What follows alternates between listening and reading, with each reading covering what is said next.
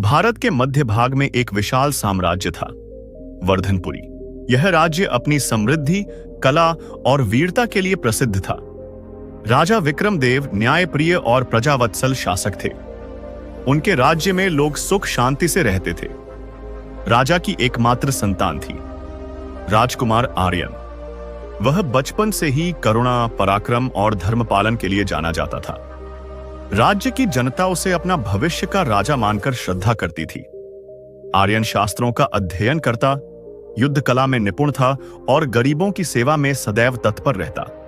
एक दिन वर्धनपुरी पर एक भयंकर आपदा आ पड़ी। पास के वन से निकलकर एक भीषण दैत्य महाकाल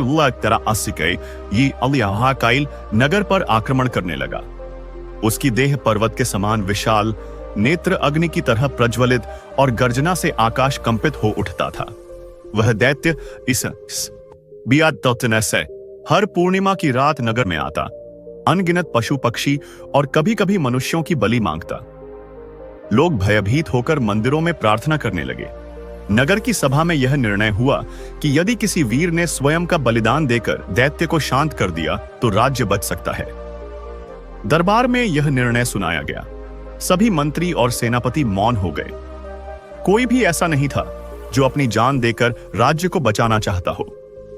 तभी राजकुमार आर्यन आगे बढ़ा और दृढ़ स्वर में बोला, महाराज, यह राज्य, यह प्रजा और यह धरती मेरे लिए प्राणों से भी अधिक मूल्यवान है। यदि मेरे आत्म बलिदान से दैत्य शांत हो जाएगा और प्रजा सुख से रहेगी तो मुझे प्राण अर्पित करने में तनिक भी संकोच नहीं। यह सुनते ही सभा में सन्नाटा छा गया। महाराज विक्रमदेव की आंखों से अश्रुधारा बह निकली। उन्होंने कहा, पुत्र, तुम हमारे राज्य की आशा हो। तुम्हारे बिना यह साम्राज्य अधूरा हो जाएगा। मैं तुम्हें यह बलिदान करने की अनुमति नहीं दे सकता। किंतु आर्यन ने उत्तर दिया, पिता, यदि मैं प्रजा को कष्ट में छोड़कर स्वयं सुरक्षित रहूं तो मेरा जीवन व्यर्थ होगा। यह बलिदान केवल प्रजा के लिए ही नहीं बल्कि धर्म और मानवता के लिए भी है। प्रजा भी रो पड़ी। लोग दरबार में आकर विनती करने लगे, राजकुमार, आप हमारे प्राण हैं, हमें आपका बलिदान स्वीकार नहीं। आर्यन ने सभी को सांत्वना दी, मेरे प्रियजनों, मृत्यु एक न एक दिन आनी ही है, पर यदि मृत्यु से पहले जीवन का कोई महान उद्देश्य पूरा हो सके तो वही सबसे बड़ा सौभाग्य है। पूर्णिमा की रात का दिन निकट आ गया। नगर के मध्यवर्ती प्रांगण में एक विशाल वेदी बनाई गई। वेदी के चारों ओर दीपक जलाए गए। वेद मंत्रों की गूंज होने लगी। आकाश में पूर्णिमा का चांद निकल आया। राजकुमार आर्यन ने श्वेत वस्त्र धारण किए। उसकी आंखों में भय नहीं बल्कि शांति और तेज झलक रहा था। हाथ में कमल लेकर वह वेदी पर बैठ गया। आधी रात को भयंकर गर्जना हुई। महाकाल दैत्य नगर की ओर बढ़ता हुआ आया। उसकी उपस्थिति से धरती कांपने लगी। लोग भयभीत होकर मंदिरों में छिप गए। दैत्य ने क्रोध से कहा, मनुष्य, मुझे बलि दो, अन्यथा तुम्हारा नगर भस्म कर दूंगा। तभी आर्यन ने वेदी से खड़े होकर उत्तर दिया, हे महाकाल, तेरा क्रोध शांति पाए। मैं अपना जीवन तुझे अर्पित करने आया हूं। मेरी आत्मा के बलिदान से यदि प्रजा को शांति मिलेगी तो यही मेरा धर्म है। दैत्य उसकी निर्भीक वाणी सुनकर क्षण भर के लिए ठिठक गया। उसने देखा, राजकुमार के चेहरे पर भय नहीं बल्कि दिव्य आभा है। जब आर्यन ने अपनी छाती पर खड्ग रखा और प्राण त्यागने को तत्पर हुआ, तभी एक चमत्कार हुआ। आकाश से प्रकाश की धारा उतरी। उस प्रकाश से देवी शक्ति प्रकट हुई। देवी ने कहा, वत्स आर्यन, तेरा आत्म बलिदान निष्कपट और पवित्र है। तूने अपना जीवन धर्म के लिए अर्पित करने का संकल्प किया। यही तेरी महानता है। तेरे साहस ने महाकाल दैत्य को भी शाप मुक्त कर दिया है। यह दैत्य पूर्व जन्म में एक तपस्वी था जिसने क्रोधवश अभिशाप पाया था। तेरे त्याग से इसका उद्धार हो गया। इतना कहकर देवी ने आर्यन के शरीर को अमृत से स्पर्श किया और वह पुनः जीवित हो उठा। पूरा नगर जयघोष से गूंज उठा। राजकुमार आर्यन की जय, धर्म और त्याग की जय। महाराज विक्रमदेव ने आंसू भरी आंखों से अपने पुत्र को गले लगाया। प्रजा ने दीप जलाकर उत्सव मनाया। आर्यन ने जनता को संबोधित करते हुए कहा, बंधुओं, जीवन केवल अपने सुख के लिए नहीं है। जब धर्म और मानवता की रक्षा का समय आता है तब हमें अपने प्राणों से भी बड़ा बलिदान करना चाहिए। आत्म बलिदान केवल मृत्यु नहीं है, बल्कि वह सर्वोच्च त्याग है जो समाज और धर्म की रक्षा करता है। उस दिन से वर्धनपुरी में यह परंपरा बनी कि प्रत्येक नागरिक संकट के समय स्वार्थ छोड़कर धर्म और परोपकार के लिए कार्य करेगा। दैत्य महाकाल के शांत होने और देवी शक्ति के वरदान से राजकुमार आर्यन पुनः अवयव जीवित हो उठा। यह घटना पूरे वर्धनपुरी राज्य में अलौकिक चमत्कार के रूप में फैली। लोग कहने लगे, यह कोई साधारण राजकुमार नहीं, बल्कि स्वयं धर्म का अवतार है। आर्यन अब केवल उत्तराधिकारी नहीं, बल्कि त्याग और धर्म का प्रतीक बन चुका था। देवी का वरदान मिलने के बाद आर्यन ने अपने गुरु ऋषि वरुणाचार्य से कहा, गुरुदेव, मैंने जीवन का मूल्य समझ लिया है। आत्म बलिदान केवल एक घटना नहीं, बल्कि जीवन भर का संकल्प है। कृपया मुझे मार्ग दिखाइए कि अब मैं राज्य और समाज के लिए क्या करूं। ऋषि ने उत्तर दिया, वत्स, मृत्यु से लौटकर जीवित हुआ व्यक्ति अब साधारण नहीं रहता। तेरा हर कार्य धर्म का मार्गदर्शन बनेगा। अब तुझे अपनी शक्ति केवल परोपकार और न्याय के लिए लगानी होगी। याद रख, बलिदान का अर्थ केवल मृत्यु देना नहीं, बल्कि स्वार्थ छोड़कर हर क्षण दूसरों के लिए जीना है। देवी का आशीर्वाद मिलने के बाद भी वर्धनपुरी की कठिनाइयां समाप्त नहीं हुई। राज्य के पड़ोसी शत्रु राजा दुर्गपाल को यह समाचार मिला कि वर्धनपुरी का राजकुमार बलिदान करने गया था। उसने सोचा, यह राज्य अब भी कमजोर है, यही अवसर है इसे जीतने का। उसने सेना लेकर वर्धनपुरी की सीमा पर आक्रमण कर दिया। महाराज विक्रमदेव चिंतित हो उठे, किंतु राजकुमार आर्यन ने उन्हें आश्वस्त किया, पिताश्री, अब समय आ गया है कि मैं केवल आत्म बलिदान ही नहीं, बल्कि रणभूमि में धर्म और न्याय की रक्षा करूं। यह युद्ध केवल भूमि का नहीं, बल्कि सत्य और असत्य का है। राजकुमार ने सेना को संगठित किया। सैनिकों के मन में उत्साह की कमी थी, पर जब उन्होंने आर्यन को देखा, वह वही राजकुमार था जिसने प्राणों की आहुति देकर राज्य को बचाया था, तो सब में जोश भर गया। अगली सुबह रणभूमि सज गई। दुर्गपाल की सेना भारी और विशाल थी, जबकि वर्धनपुरी की सेना अपेक्षाकृत छोटी। किंतु आर्यन के नेतृत्व में सैनिकों के मन में अद्भुत साहस जागा। युद्ध के पूर्व आर्यन ने सैनिकों से कहा, भाइयों, हम केवल राज्य की सीमाओं की रक्षा नहीं कर रहे, बल्कि धर्म और सत्य की रक्षा कर रहे हैं। यदि हमें प्राण देने भी पड़े तो यह बलिदान व्यर्थ नहीं जाएगा। शंखनाद हुआ। दोनों सेनाएं भिड़ गईं। तलवारों की टकराहट से आकाश गूंज उठा। रक्त की नदियां बहने लगीं। राजकुमार आर्यन स्वयं अग्रिम पंक्ति में थे। उनके एक एक वार से शत्रु सैनिक धराशायी हो रहे थे। सैनिक उन्हें देखकर और उत्साहित होते। युद्ध के बीच में दुर्गपाल स्वयं हाथी पर चढ़कर आया। उसने गर्व से कहा, आर्यन, तेरा बलिदान केवल प्रजा के लिए था, परंतु युद्ध भूमि में मैं तुझे हराकर तेरे राज्य को छीन लूंगा।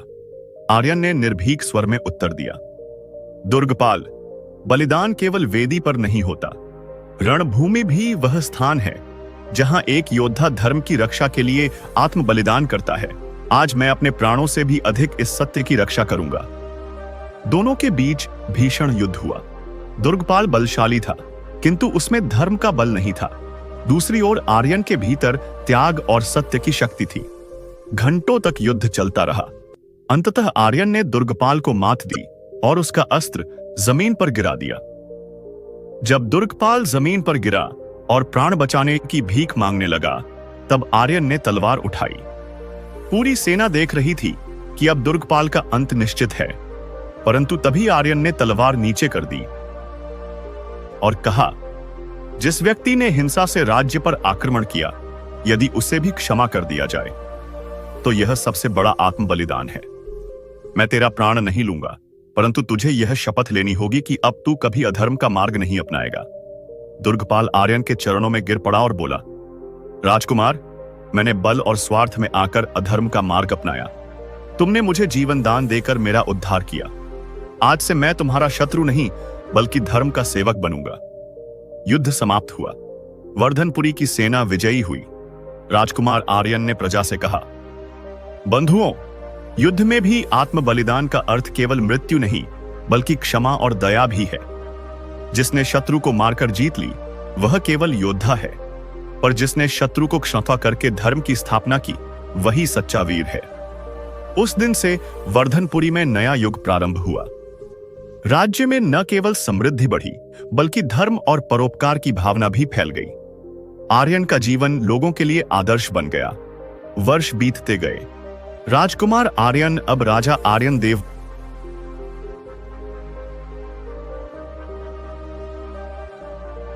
बन चुके थे। उनके नेतृत्व में वर्धनपुरी साम्राज्य स्वर्णिम युग में प्रवेश कर गया। नगर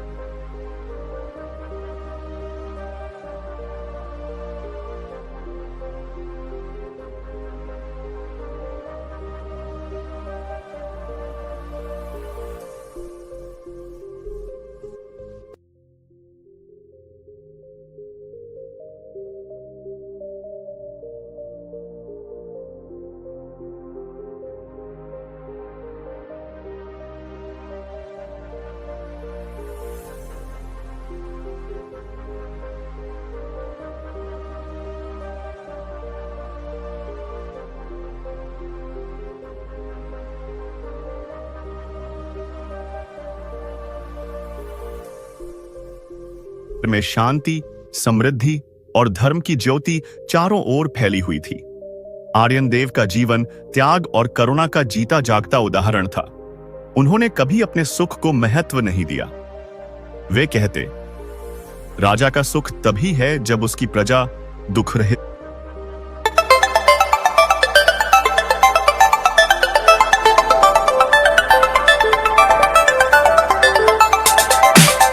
हो। परंतु एक समय ऐसा आया जब प्रकृति ने परीक्षा ली। लगातार 3 वर्षों तक वर्षा नहीं हुई। खेत सूख गए, नदियां सूख गईं, तालाबों में दरारें पड़ गईं, राज्य में अकाल फैल गया। लोग भूख से तड़पने लगे। बच्चे रोते, माताएं सूखते आंसुओं से उन्हें चुप कराती। प्रजा का कष्ट देखकर आर्यन देव का हृदय व्याकुल हो उठा। मंत्री और सेनापति चिंतित होकर राजा से बोले, महाराज, राजकोष में अनाज सीमित है। यदि यह जनता में बांटा जाएगा तो कुछ ही दिनों में कोष खाली हो जाएगा और हम भी भूखे रह जाएंगे।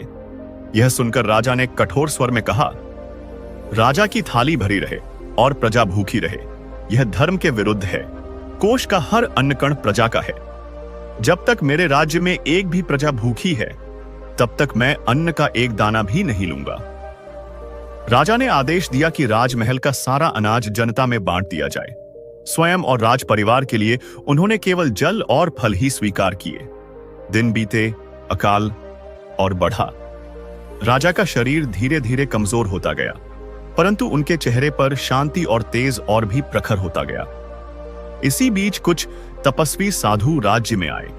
उन्होंने राजा को बताया, महामहिम, इस अकाल का कारण केवल प्राकृतिक नहीं बल्कि दैवी है। इस धरती पर अधर्म और स्वार्थ की वृद्धि के कारण वर्षा रुक गई है। इसका अंत तभी होगा जब कोई महान आत्मा अपने प्राणों का पूर्ण बलिदान कर इस भूमि को शुद्ध करे। सभा मौन हो गई। सबकी दृष्टि राजा आर्यनदेव की ओर उठी। राजा मुस्कुराए और बोले, यदि मेरी मृत्यु से यह धरती फिर से हरियाली से भर जाएगी और मेरी प्रजा का जीवन बच जाएगा तो यह बलिदान मेरा सौभाग्य होगा। जीवन मैंने प्रजा की सेवा के लिए ही पाया है और आज इसका अंतिम मूल्य चुकाने का अवसर मिला है। मंत्रियों और प्रजाजनों की आंखें आंसुओं से भर आईं। उन्होंने कहा, महाराज, आप हमें अनाथ करके मत जाइए। आर्यनदेव ने उत्तर दिया, मेरा जाना केवल देह का जाना होगा। आत्मा और त्याग सदा तुम्हारे बीच रहेंगे। नगर के बाहर एक विशाल यज्ञशाला बनाई गई। चारों ओर हवन कुंड सजाए गए। वेद मंत्र गूंजने लगे। प्रजा का सागर उमड़ आया। राजा आर्यनदेव श्वेत वस्त्र धारण करके वेदी पर बैठे। उनके चेहरे पर अलौकिक शांति थी। उन्होंने हाथ जोड़कर आकाश की ओर प्रार्थना की, हे ईश्वर, यदि मेरे प्राणों की आहुति से मेरी प्रजा को जीवन और धरती को हरियाली मिल सके तो मेरे जीवन को सफल समझना। फिर उन्होंने अग्निकुंड में स्वयं को अर्पित कर दिया। जैसे ही उनके शरीर ने अग्नि को स्पर्श किया, आकाश से बादल उमड़ पड़े, गर्जना हुई और वर्षा की धाराएं बरसने लगीं। सूखी धरती हरियाली से लहलहा उठी। प्रजा ने आंसू भरी आंखों से कहा, जय हो आत्म बलिदानी आर्यनदेव की। राजा का शरीर अग्नि में विलीन हो गया, पर उनका त्याग अमर हो गया। उनकी स्मृति में एक विशाल मंदिर बनाया गया, जहां हर वर्ष प्रजा एकत्र होकर यह संकल्प लेती, हम भी स्वार्थ त्याग कर धर्म और मानवता की रक्षा करेंगे। राजा आर्यनदेव के प्राण त्यागने के बाद वर्धनपुरी की धरती फिर से हरी भरी हो गई। खेतों में सोना लहलहाने लगा, नदियां कलकल बहने लगीं और जनजीवन फिर से प्रसन्नता से भर गया। लोग कहते थे, राजा तो अग्नि में समा गए, पर उनका त्याग अमर हो गया। वे हमारे हृदयों में सदा जीवित रहेंगे। राज्य की जनता ने मिलकर नगर के मध्य एक विशाल मंदिर का निर्माण कराया। उसमें कोई मूर्ति नहीं थी, बल्कि केवल एक दीपक सदैव प्रज्वलित रखा गया। उस दीपक को आत्मदीप कहा गया। यह प्रतीक था उस त्याग का जो राजा ने अपने प्राण देकर किया। हर वर्ष पूर्णिमा के दिन लोग वहां एकत्र होकर यह संकल्प लेते, हम भी अपने जीवन में स्वार्थ छोड़कर धर्म और मानवता के लिए कार्य करेंगे। राजा आर्यनदेव के बलिदान के बाद राजगद्दी उनके पुत्र राजकुमार सौमित्र को दी गई। वह बचपन से ही पिता के आदर्शों से प्रभावित था। सिंहासन पर बैठते समय उसने मंदिर में जाकर कहा, हे पिताश्री, आपका आत्म बलिदान व्यर्थ नहीं जाएगा। मैं आपके मार्ग पर चलकर इस राज्य को सत्य, करुणा और धर्म से भर दूंगा। सौमित्र ने राज्य में विद्यालय और गुरुकुल स्थापित कराए। उसमें बच्चों को केवल शस्त्र और शास्त्र नहीं, बल्कि त्याग और सेवा की शिक्षा दी जाने लगी। गुरु बच्चों से कहते, सच्चा बलिदान तलवार से नहीं बल्कि निस्वार्थ कर्म से होता है। जो अपने जीवन को दूसरों की भलाई में लगाता है, वही आर्यनदेव का सच्चा अनुयायी है। सालों बीतते गए। आर्यनदेव की कथा केवल वर्धनपुरी तक सीमित नहीं रही। पड़ोसी राज्यों के लोग भी उनकी गाथा सुनकर प्रेरित होने लगे। किसान जब खेत में हल चलाता तो कहता, यह धरती उस बलिदानी राजा की देन है। युवक जब युद्ध कला सीखते तो कहते, हमारे प्राण धर्म के लिए हैं। और माताएं अपने बच्चों को पालना झुलाते हुए गाती, त्याग और बलिदान से ही जीवन सार्थक होता है। समय के साथ राज्य पर फिर एक संकट आया। एक महामारी फैली जिसने अनगिनत लोगों का जीवन छीन लिया। तब सौमित्र ने अपने पिता की स्मृति में कहा, मेरा कर्तव्य केवल राजमहल में सुरक्षित रहना नहीं है, मैं अपनी प्रजा के बीच रहकर उनके दुख बांटूंगा। वह स्वयं गांव-गांव जाकर बीमारों की सेवा करने लगा, भोजन बांटता, औषधियां पहुंचाता और उनके हृदय में आशा जगाता। लोग कहते, यह तो जैसे आर्यनदेव स्वयं लौट आए हों। धीरे धीरे महामारी भी शांत हो गई। हुसक गाय विष संभवत्याई। राज्य फिर से स्वस्थ हो गया। सौमित्र ने घोषणा की, आत्म बलिदान केवल मेरे पिता की कहानी नहीं, बल्कि यह हमारी वंश परंपरा का धर्म है। हर पीढ़ी को इस मार्ग पर चलना होगा। इस प्रकार आत्म बलिदान एक व्यक्तिगत गाथा से राष्ट्रीय आदर्श बन गया। सैकड़ों वर्ष बीत गए, वर्धनपुरी का स्वरूप बदल गया। नगर बढ़कर एक विशाल साम्राज्य में परिवर्तित हो गया। नए नगर, नई नदियां और नई पीढ़ियां जन्मी, किंतु एक चीज कभी नहीं बदली, आर्यन देव का आत्म बलिदान और उसका आदर्श। राजा सौमित्र के बाद उनके वंशज भी सिंहासन पर बैठे। हर राजा अपने राज्याभिषेक से पहले आर्यन देव के मंदिर में जाकर प्रणाम करता और दीपक प्रज्वलित करता। गुरुकुलों में बच्चों को पहली शिक्षा यही दी जाती, सुख की चाह कम करो, दूसरों के लिए जीना ही सबसे बड़ा बलिदान है। धीरे धीरे आत्म बलिदान का यह आदर्श केवल वर्धनपुरी तक सीमित नहीं रहा। व्यापारी जब व्यापार के लिए दूसरे राज्यों में जाते तो वे यह कथा सुनाते। विद्वान जब ग्रंथ लिखते तो उसमें आर्यन देव की महिमा का उल्लेख करते। साधु जब यात्राएं करते देह की गुस्ता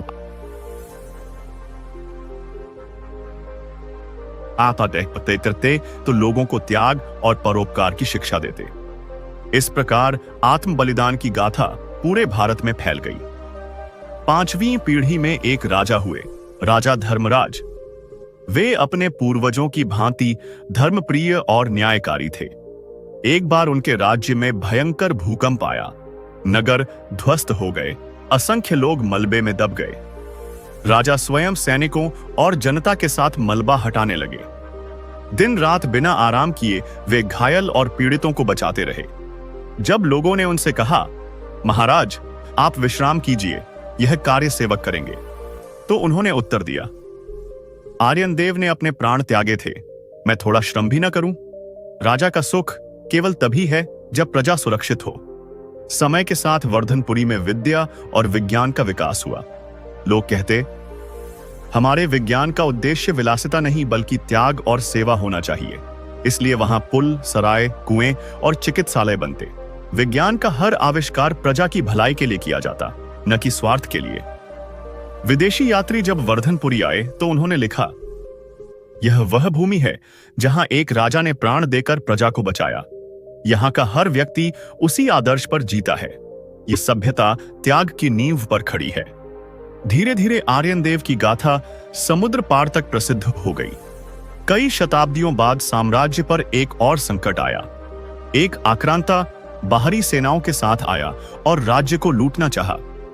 तब आर्यन वंश के राजा ने प्रजा को बचाने के लिए अपने प्राणों की बाजी लगा दी। उन्होंने कहा, मेरे पूर्वजों ने बलिदान से यह धरती बचाई थी, यदि आवश्यकता पड़ी तो मैं भी अपना प्राण देकर इसे बचाऊंगा। युद्ध हुआ और राजा ने अपने प्राण गंवाकर भी राज्य और धर्म की रक्षा की। समय समय पर हर पीढ़ी ने अपने अपने ढंग से बलिदान किया। किसी ने युद्ध में, किसी ने अकाल में, किसी ने महामारी में, तो किसी ने शिक्षा और सेवा के क्षेत्र में। धीरे धीरे यह आदर्श एक सभ्यता का रूप ले लिया। लोग कहते, हम आर्यन देव की संतान हैं। हमारा जीवन तभी सफल है जब उसमें दूसरों के लिए त्याग हो। हजारों वर्ष बीत गए। वर्धनपुरी अब एक प्राचीन साम्राज्य न रहकर एक महानगर बन चुका था। राजाओं की जगह अब प्रजा द्वारा चुनी गई परिषद राज्य चलाती थी। पर एक बात अब भी वही थी, आत्म बलिदान की परंपरा। एक दिन नगर पर नई आपदा आई। यह बार प्राकृतिक या युद्ध की नहीं, बल्कि संपूर्ण मानवता का आदर्श बन गई। लोग कहते, जहां कहीं भी निस्वार्थ सेवा होगी वहीं आर्यन देव और आद्या जीवित होंगे।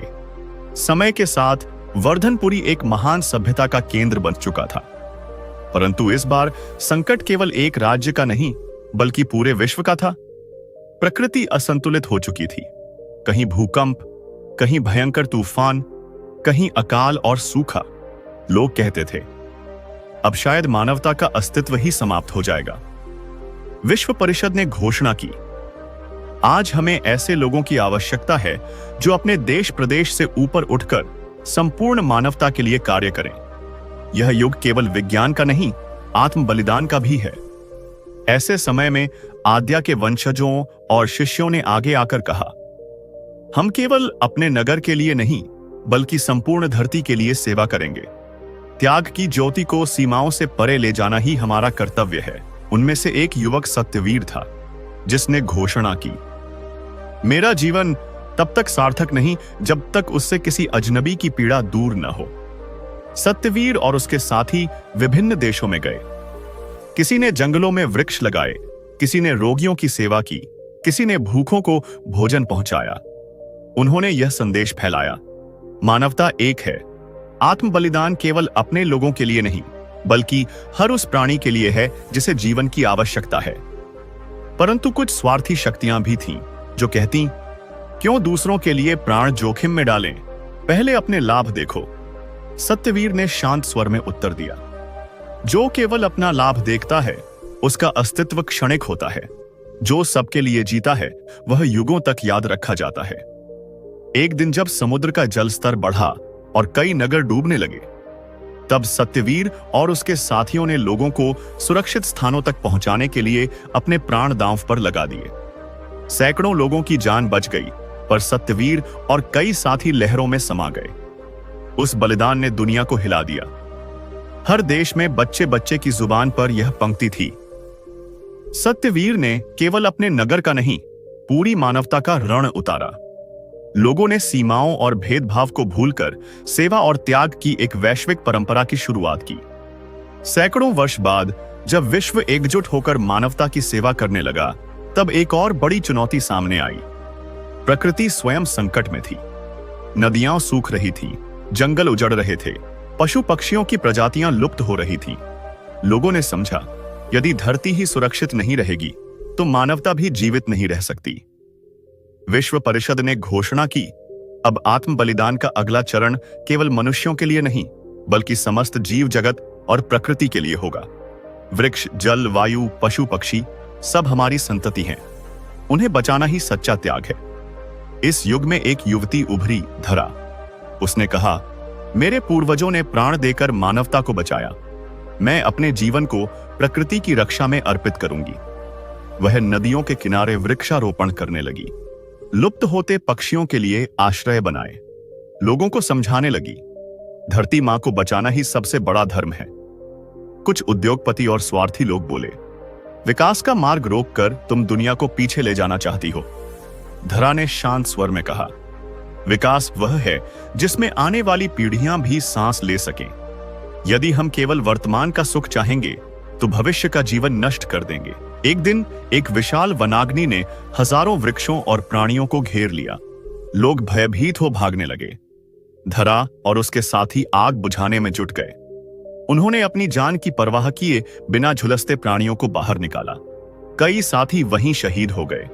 धरा भी गंभीर रूप से घायल हुई और अंतिम क्षणों में बोली, यदि मेरे प्राणों से धरती का एक पेड़, एक पक्षी भी जीवित रहता है तो यही मेरी सबसे बड़ी जीत है। उसके बलिदान ने पूरी मानवता को झकझोर दिया। हर देश ने संकल्प लिया, वनों की रक्षा करेंगे, नदियों को पुनर्जीवित करेंगे, प्राणियों को अपने समान अधिकार देंगे। बच्चों को यह शिक्षा दी जाने लगी, मनुष्य अकेला नहीं, वह प्रकृति का हिस्सा है। सच्चा आत्म बलिदान वही है जिसमें धरती के हर प्राणी का हित छिपा हो। सदियां बीत गईं, मनुष्य ने धरती को बचाना सीख लिया। अब वह अंतरिक्ष तक पहुंच चुका था। चांद, मंगल और अन्य ग्रहों पर जीवन की खोज शुरू हो चुकी थी। परंतु जहां भी मनुष्य गया वहां भी वही प्रश्न सामने आया, क्या हम केवल अपने लाभ के लिए जी रहे हैं या संपूर्ण ब्रह्मांड के संतुलन के लिए? अब आत्म बलिदान केवल मानवता के लिए या प्रकृति के लिए ही नहीं बल्कि ब्रह्मांडीय संतुलन के लिए आवश्यक हो गया। ऋषि वैज्ञानिकों की एक परिषद ने कहा, जिस प्रकार धरती को बचाने के लिए बलिदान हुआ था, उसी प्रकार आकाशगंगा के संतुलन के लिए भी त्याग चाहिए। आध्यात्मिक ऊर्जा और निस्वार्थ त्याग ही ब्रह्मांड की रक्षा कर सकते हैं। इस युग में एक संत प्रकट हुए, अच्युतानंद। उन्होंने कहा, सच्चा आत्म बलिदान शरीर तक सीमित नहीं, वह आत्मा का त्याग है। जब कोई अपने अहंकार, लालच और स्वार्थ को समाप्त कर देता है, तभी वह ब्रह्मांड से एक हो जाता है। उनके शिष्यों ने प्रश्न किया, गुरुदेव, क्या मनुष्य इतना बड़ा त्याग कर सकता है? संत मुस्कुराए, हाँ, क्योंकि मनुष्य का हृदय ब्रह्मांड जितना विशाल है। एक दिन धरती की कक्षा में स्थापित ऊर्जा भंडार असंतुलित हो गया। उसका विस्फोट पूरी मानवता को मिटा सकता था। संत अच्युतानंद और उनके शिष्य वहां पहुंचे। उन्होंने कहा, हम अपने प्राण और साधना ऊर्जा से इस विनाश को रोकेंगे। उन्होंने ध्यान लगाया, मंत्र उच्चारण किए और अपनी आत्मशक्ति उस ऊर्जा में समर्पित कर दी। उनके शरीर विलीन हो गए, पर विस्फोट रुक गया। धरती बच गई। मानवता ने पहली बार देखा कि आत्म बलिदान केवल शरीर का अंत नहीं, बल्कि आत्मा का ब्रह्मांड में विलय भी हो सकता है। लोगों ने कहा, अच्युतानंद और उनके शिष्य अब तारे बन गए हैं। जब भी हम आकाश देखेंगे, उनकी ज्योति हमें मार्ग दिखाएगी।